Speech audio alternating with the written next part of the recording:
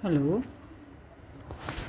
हाँ बच्चों, आज हम पढ़ेंगे उपभोक्ता के संरक्षण से संबंधित अधिनियम कौन कौन से हैं।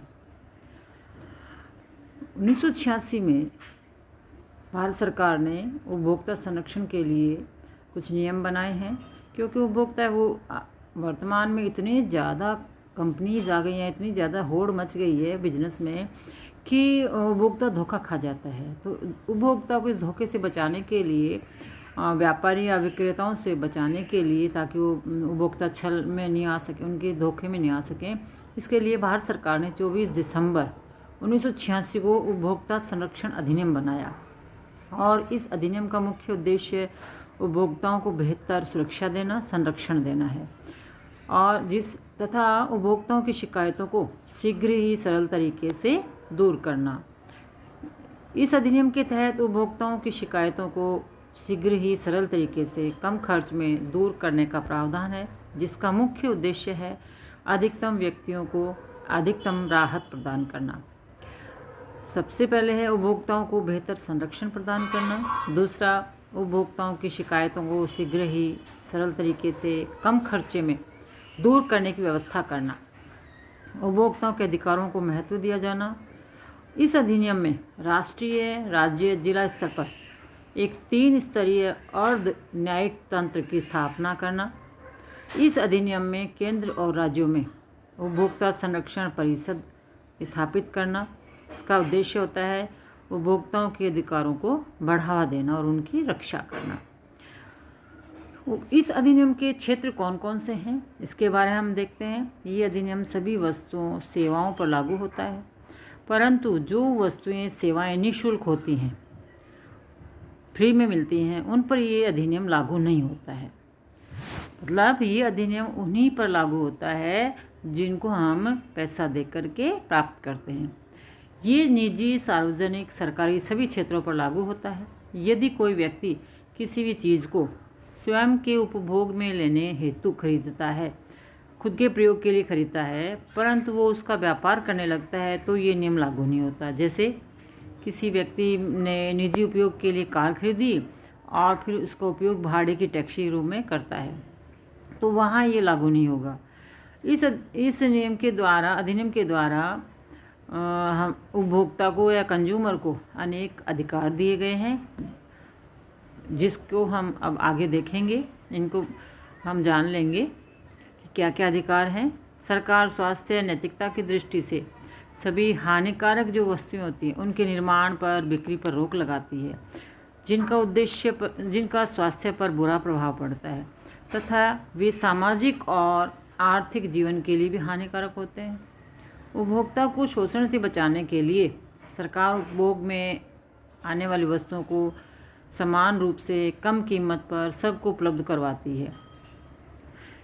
इस अधिनियम को अधिक से अधिक प्रभावशाली बनाने के लिए अनेक शाखाएं खोली हैं, और ये कानून केंद्रीय सरकार द्वारा दी गई छूट के अलावा जो भी व्यक्ति मूल्य अदा करके बदले में कोई वस्तु खरीदता है या शुल्क अदा करके वह सेवा प्राप्त करता है, तो ये उपभोक्ता कहलाता है।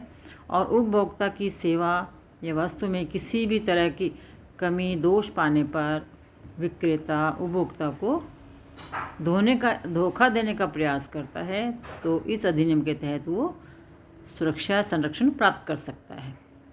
अब ये कि उपभोक्ता कौन है, बार बार हम कह रहे हैं उपभोक्ता या कंज्यूमर कौन है, किसे कहेंगे उपभोक्ता? तो उपभोक्ता से मतलब है कि वो व्यक्ति जो मूल्य अदा करके कोई वस्तु खरीदता है या सेवा प्राप्त करता है या भाड़े पर लेता है, वो उपभोक्ता कहलाता है। इसमें 2 मुख्य बातें आती हैं, एक तो सेवा या वस्तु प्राप्त करना, दूसरा वस्तु या सेवा प्राप्त करने के लिए मूल्य अदा करना, पैसा देता है। तो इस तरह से आज हर व्यक्ति को, चाहे वो अमीर हो, गरीब हो, ऊंचा हो, नीचा हो, वृद्ध हो, बूढ़ा हो, जवान हो, स्त्री हो या पुरुष, सभी उपभोक्ता हैं। इस नियम की, आर्टिकल की कुछ अधिनियम की विशेषताएं हैं, और उपभोक्ताओं की शिकायतों को दूर करने के लिए इस अधिनियम में 3 स्तरीय अर्ध न्यायिक तंत्र की स्थापना की गई है। 3 स्तर पर ऑफिस होते हैं इसके। तीनों स्तर पर मुआवजे की वित्तीय सीमाओं पर ये निर्भर करता है कि मुआवजा कितना ज़्यादा है, उसी के अनुसार इनमें शिकायत की जाती है। उसमें जैसे जिला स्तर पर जिला मंच होता है, तो 20 लाख तक के जो दावा है उसको हम जिला स्तर पे शिकायत कर सकते हैं, और 20 लाख से 1 करोड़ रुपए तक के लिए राज्य स्तर पर राज्य आयोग होता है, वहाँ शिकायत कर सकते हैं। और 1 करोड़ से अधिक की राशि का जब होता है दावा, तो उसमें हम राष्ट्रीय स्तर पर राष्ट्रीय आयोग में शिकायत कर सकते हैं। इस अधिनियम के अनुसार उपभोक्ता की शिकायतों का निपटारा शीघ्र ही किया जाता है, जिससे बहुत लंबे समय तक संतोषजनक मुआवजे के लिए उसको इंतज़ार नहीं करना पड़े। कंज्यूमर कोर्ट में शिकायत प्राप्त करने के 90 दिन के अंदर अंदर वो शिकायत का निस्तारण करना पड़ता है। कंज्यूमर को शिकायत दर्ज कराने के लिए कोई किसी प्रकार की फीस नहीं देनी पड़ती, निःशुल्क दर्ज होती है। निर्धन और कम आय वाले उपभोक्ताओं को क्षतिपूर्ति का भी भरपूर प्रयास किया जाता है, और प्रत्यक्ष या परोक्ष रूप से पूरा सहयोग दिया जाता है, जिससे उनका शोषण नहीं हो। इस अधिनियम के तहत वस्तु से तात्पर्य होता है वो सारी वस्तुएं जो मूल्य देकर खरीदी जाती हैं, जैसे खाद्यान्न, स्कूटर, गाड़ी, वस्त्र, घरेलू उपकरण, बर्तन, दवाइयाँ, ये सब इसमें आ जाती हैं। इस अधिनियम के तहत सेवा से तात्पर्य होता है वो सभी सेवाएं, जैसे डाकघर, बैंक, बीमा, रेलवे, बस, टेलीफोन, बिजली, पानी, रसोई गैस, चिकित्सा, कोरियर सेवा, शिक्षण संस्थान, वकील की सेवाएं, ये सभी सेवाएं इसमें आती हैं। अब एक कि इस जो कानून बनाया है सरकार ने, इसमें कितने स्टेप होते हैं, कितने चरण होते हैं, किस चरण से गुजरता, कितने स्टेप इसमें लगा होते हैं जिनसे गुजरना होता है। जैसे नंबर 1, सबसे पहले तो शिकायत करनी पड़ती है। तो शिकायत कौन कर सकता है? या तो उपभोक्ता स्वयं, जो खुद जिसने धोखा खाया है वो। दूसरा, मान्यता प्राप्त उपभोक्ता संगठन के सदस्य, केंद्र या राज्य सरकार। तीसरा, यदि शिकायत कई उपभोक्ताओं द्वारा समान रूप से दायर की गई है तो उपभोक्ता संगठन कर सकता है। जैसे एक दुकानदार ने 10 उपभोक्ता कंज्यूमर्स को सरसों का तेल बेचा और सभी को तेल से एक जैसी शिकायत है, तो ये सभी एक साथ शिकायत दर्ज हो सकती है। शिकायत जल्दी से जल्दी दर्ज करनी चाहिए। यदि व्यापारी खुदरा मूल्य से ज़्यादा कीमत मांगता है या गलत व्यापार करता है, तो वस्तु खरीदने के 2 वर्ष के अंदर अंदर शिकायत दर्ज की जा सकती है। शिकायत कहाँ दर्ज करें?